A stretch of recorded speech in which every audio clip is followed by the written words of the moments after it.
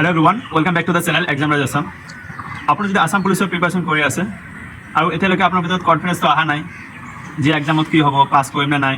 So আপোনালোকে এক কাম কৰিব, আসাম পুলিসৰ যিকোনো এটা কিতাপ ল'ব য'ত নাকি সিলেবাসটো কমপ্লিট দিয়া আছে, ৰিজনিঙৰ, ম্যাথছৰ, ইংলিছৰ সবৰে দিয়া আছে। আপোনালোকে তাৰ পৰা জাস্ট টপিক এটা এটাকে ইউটিউবত সাৰ্চ কৰিব আৰু প্ৰত্যেকটো সাবজেক্টৰ এটাকে নোট বনাই ল'ব। ইউটিউবৰ পৰা বুজি পিনে নিজে হাতে এটা নোট বনাব আৰু এইটো কি হ'ব আপোনালোকৰ এক্সামৰ আগত যদি ৰিভিজন দিয়া হয় সেই ৰিভিজনত হেল্প কৰিব। এনেকৈ প্ৰত্যেকটো ছাবজেক্ট যেতিয়া কমপ্লিট কৰিব আল্টিমেটলি এটা কনফিডেন্স আহি যাব। আৰু য'ত নাকি মই সাজেষ্ট কৰিম এট ফাৰ্ষ্ট আপোনালোকে ৰিজনিংটো কমপ্লিট কৰক আৰু মেথছটো কমপ্লিট কৰিলে ৰিজনিংটো আল্টিমেটলি আহি যাব।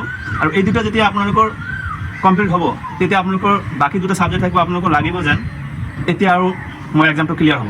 আপোনালোকে অনলি ৰিটেনৰ ওপৰত গুৰুত্ব নিদি ফিজিকেলৰ ওপৰতো দিব, কিয়নো ৰিটেনটো আমি এনেকুৱা এটা বস্তু আমি পঢ়ি পিনে নিজৰ ওপৰত থাকে, ৰাতি গোটেই দিন ৰাতি পঢ়ি পিনে আমি কভাৰ কৰিব পাৰোঁ যদিও ফিজিকেলটো আমি নোৱাৰোঁ। ফিজিকেলটো আমাক ৰেগুলাৰ প্ৰেক্টিছ কৰিবই লাগিব।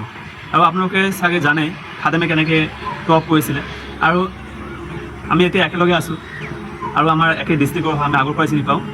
সি এনেকুৱা দিন নাই যে ৰানিং মিছ কৰিছে, সি এক্সাৰচাইজ কৰা নাই। যদি মৰ্ণিঙত মিছ হৈছে যেনে ইভিনিঙত কৰিছে, এনেকৈ কৰি আছিলে। আৰু ইয়াৰ যিটো চেনেল আছে তাত নিশ্চয় আপোনালোকে চাই থাকে সি কি কৰে নকৰে। আৰু ইয়াত যে আমি ট্ৰেইনিং কৰি আছোঁ বিলিভ নকৰিব, ইয়াতো সি ৰানিং কৰি থাকে। ৰানিংটো এনেকৈ পেচা বনাই লওক যাতে তাত এক্সামত যাই পিনে এনেকৈ এটা কনফিডেন্স আহে যে হা মই পাৰিমেই। আৰু জাম্পটো বহুত গুৰুত্ব দিব জাম্পৰ ওপৰত। যোনে জাম্পত এক্সেলেণ্ট নাপায় ইয়াৰ ৰিটাৰ্ণত নামেই নাহে। চ' আজিৰ ভিডিঅ'ত এইখিনি আছিলে, আশা কৰোঁ অলপ হেল্প হ'ব। চ' থেংক ইউ ফৰ ৱাচিং দিছ ভিডিঅ'।